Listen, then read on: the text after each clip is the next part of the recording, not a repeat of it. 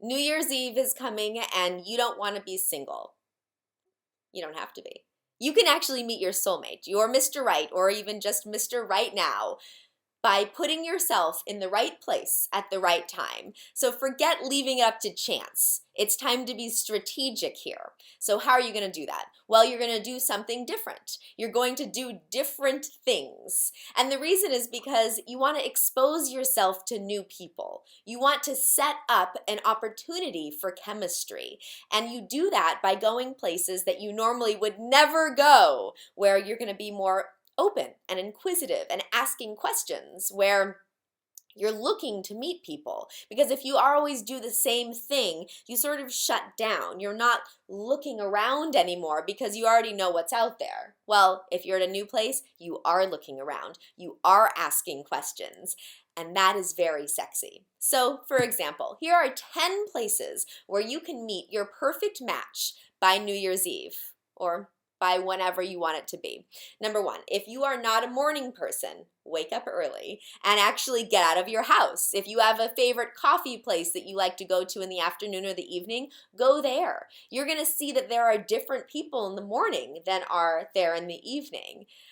If you only like to work out at the gym, instead of going to the gym, go for a hike. Take advantage of your environment. Go snowshoeing. Join a meetup group. Go bike riding. Do something that's active outdoors, and you're going to meet different types of people. Even if you're like, I don't like outdoorsy activities, I don't like outdoorsy people, well, guess what? Oftentimes your soulmate is actually your opposite. And that's because you're inquisitive. You complement each other. Your strengths fortify his weaknesses and vice versa. And that is how you create chemistry. So yeah, opposites do attract sometimes. You don't always have to do everything together, but you should at least try. So if you don't like the gym, go outside. Try and do something else that is physical and fun, and you might meet your soulmate there. If you like to always go to the bar where everyone knows your name, instead, go to a new bar. You're going to meet new people, talk to people, ask them questions, ask them what their favorite drink is or what the best night is to come. Pretend you're a tourist, because when you're on vacation, you're oftentimes more open-minded because you think, well, I'm never going to see anyone again. But what happens when you're on vacation? You end up meeting the best people. Why? Not just because the best people live in that city or state or country, but because you're open to talking to them. So, number 4, take a class on a topic that doesn't interest you. I know that sounds strange, but you're going to meet people who are interested in that topic. Don't go into it thinking, I hate this, I don't want to learn this. Go into it thinking, I generally wouldn't want to take this kind of a course, but why not? So for example, if you're intimidated by technology, go to the Apple Store and take one of their group classes on how to learn how to do whatever it is on the Mac or something like that. Enroll in a CPR class. Try a cooking workshop over the weekend.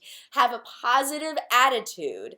Be open to learning the subject and learning about other people. Number 5, if you're afraid of heights, try a ropes course, try zip lining, try something where it's a group activity, where you help to support each other, where there's trust involved. Because when you're scared, you're more inclined to reach out to others for comfort. Number 6, instead of going out dining on the weekends with friends, go during the week. I mean, think about it. Weekends are date nights. Weeknights are a great opportunity to meet other people who are just out with friends or people who are dining for a business meeting. You can meet people when you're there instead of on the weekend when everyone around you is a couple but you. So you want to change your routines around.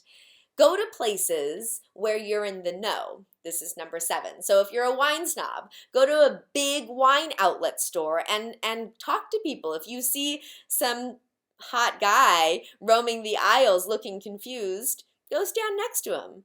strike up conversation, give them some advice. If you know a lot about food, go to a grocery store, walk around in the produce aisle and talk to people. How are you planning on preparing that spaghetti squash? That's interesting. This is how I prepare it. And then you can get into a conversation. People like to talk about their knowledge, so ask questions and also share your own knowledge because it shows that you have something to contribute to a conversation. Number 8, throw a party and ask everyone to bring someone who you don't know. That way you're expanding your social group and you're having fun. Number 9, if you don't like clubs or if you don't like dancing, go out and dance. Sometimes just letting go physically helps you to drop that mental guard too. And you might realize this is actually really fun and it's sexy and you're moving your body and you're sweating, and sweating together actually helps to promote chemistry. Number 10, at a restaurant, instead of just sitting there dining with your friend or your parents or your colleagues, get up a couple of times and walk around. Now, don't be rude about it and disappear for half an hour, but get up a couple of times, walk to the bathroom, go stand at the bar to get drinks instead of ordering from your table. Go outside for a second for a breath of fresh air, because people who are in the restaurant dining can see you. It gives them an opportunity to say, hey, that's someone I'd like to meet. Then you sit down and you get up again and maybe they'll follow you this time and talk to you. And don't be afraid to make eye contact. If you see someone who you're interested in, look at them, smile, and let them know that you're interested by your body language. They just might come over and talk to you.